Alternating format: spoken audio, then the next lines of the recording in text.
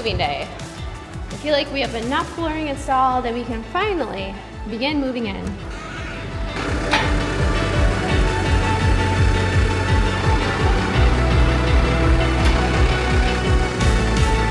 Eric's demonstrating new yoga moves.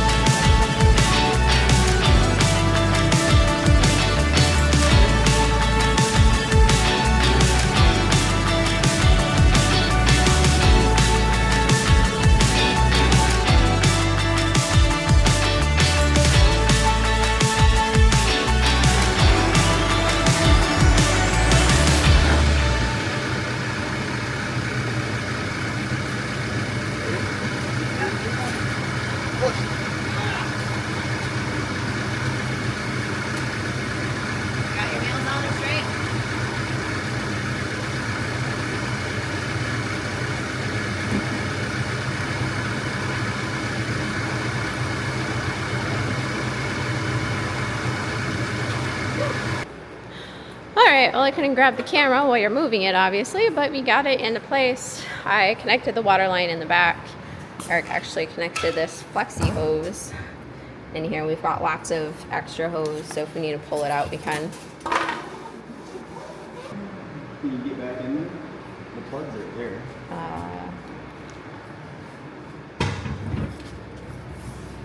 Oh yeah, I can get in there. Oh, this isn't too bad. Okay, bottom plug. Okay, there it is. We got all this water line right here. This is the refrigerator. Ooh, fresh air filter. Oh. Okay, well that's kind of nice. It's got an ice maker that you can actually see. Those are tiny ice cubes. Wow. Look at other side is ooh, smells like a new fridge. Oh, it's this one right here. This one you can change the temperature on. And so we've got a wine setting, a deli, snacks, cold drinks, and meat. This is why Eric wanted this fridge. Huh? Because we have this special door right here. Oh, you got it all on? See, that's why I put the tape here, because that did scruff it going out the garage. Yeah. Long ago, all the way back to 2020, we had first decided that we were going to build a house. And because of that, Eric was on the hunt for everything that we would possibly need for a new house. Yes, all the way back in 2020. Now, it didn't quite pan out, and Eric ended up getting cold feet, but that didn't stop him from spending $5,000 on a used kitchen set out of a $2 million house. He had been watching used kitchen sets go for sale day after day after day, and when he saw this one go through, he knew that was the one he wanted. So off we went to go collect this broken down kitchen out of someone's garage. We didn't take it apart, we didn't put it in the garage. We had no idea what was what. We only had the original pictures to go by and prayed that everything would be there that we would need. And so the kitchen sat for 5 full years, racking up another $5,000 in storage fees. Just when Eric was getting to the point of thinking that he might want to sell the kitchen set himself, he decided he was going to build. And the rest is history. And now it is time to bring the kitchen set home. But what kind of shape is it in? Is it still going to be usable? Will it need repair? And honestly, is it really going to be worth it to put into a new house like this? Well, you're definitely going to have to stay tuned, because the next couple of videos, we are going to be addressing that very series of questions.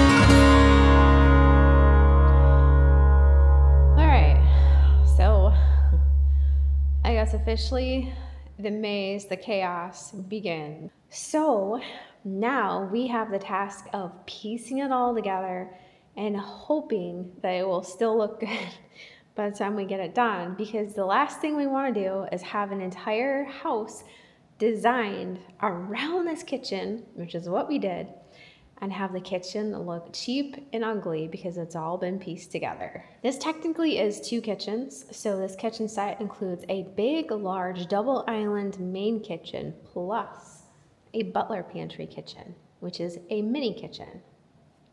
So here's what we have laid out so far. Eric has been laying all of the pieces out just to kind of get an idea of how things are gonna look. So right here we have the stove, and yes, we did buy the stove. Hopefully it'll fit, but it's supposed to go right here. So we have one black, that one, and another black. Now, it's interesting that this kitchen set is a combination of this antiqued ivory plus this warm hickory. And funny enough, their floors are identical to the ones that we chose. Now, this is hickory. We can see it's got a lot of wood artifacts in it. We've got some knots. It's been polished really nice, and it's really beautiful. Now, these are drawers that are going to pull out. We don't even know what types of cupboards are in this kitchen set. Obviously, we have drawers there. We have big drawers here. These have little window boxes, so you can put stuff in those to store and look pretty.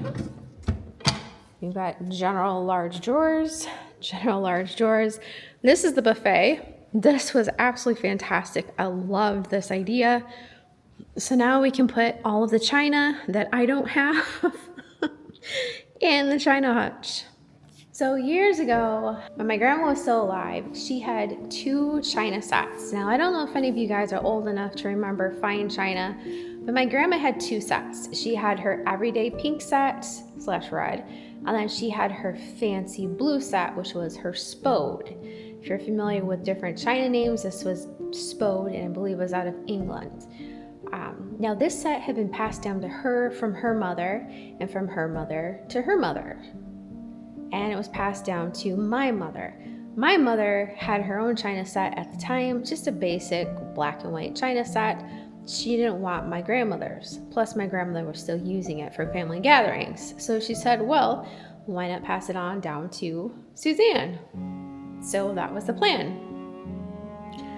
And then 6 months before she died, it was changed to another family member. All of the china sets went to the other family, and I was left with nothing except for a picture of my great-grandmother.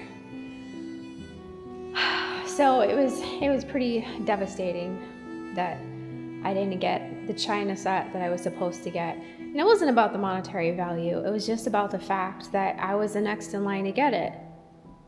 And I didn't.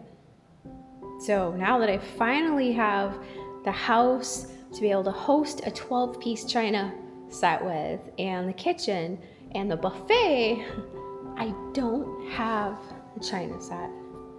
So if you guys know of any good china sets that I should keep my eyes open for, let me know. I definitely want to go with a used one, like an antique used one. And I don't even know what my taste would be. Anyway, that's on my bucket list. Anyhow, so we are not going to be keeping the antique white. It just looks like an antique white. Like it literally is antique white.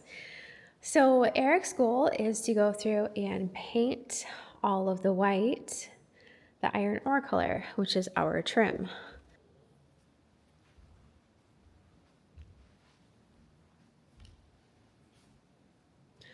So this is about 3/4 of the dressers.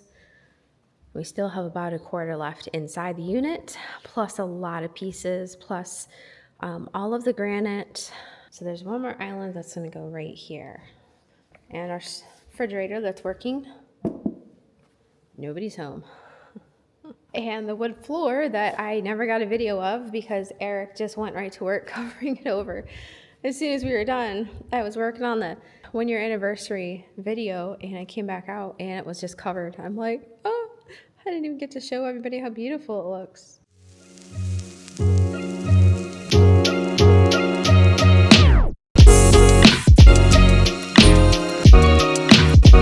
The kitchen sat everywhere. It literally looked like it had exploded and pieces were just scattered. But this is what we had to work with. This was our $5,000 kitchen. Could we turn this into a beautiful work of art in our nice house, or would it look just as bad as it does now? Well, I'm going to do my best. I began sorting the pieces according to the finish of the wood so that when we went to put a cabinet together, we could easily, hopefully, locate pieces that might go to it. But in reality, a lot of these pieces might not get used. We decided we were going to remove most of the trim off the top and off the bottom. So we had a lot of pieces that might not go to anything. But do we have all of the pieces? That's the question.